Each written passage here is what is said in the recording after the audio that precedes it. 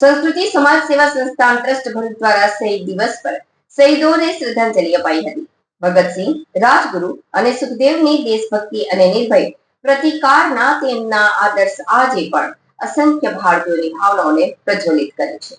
સંસ્કૃતિ સમાજ સેવા સંસ્થાન ટ્રસ્ટ ભરૂચ તરફથી શહીદ દિવસ નિમિત્તે કસક વડીલોના ઘર ખાતે મહાન સ્વાતંત્ર્ય સેનાનીઓ ભગતસિંહ, રાજગુરુ અને સુખદેવને શ્રદ્ધાંજલિ અપાઈ હતી.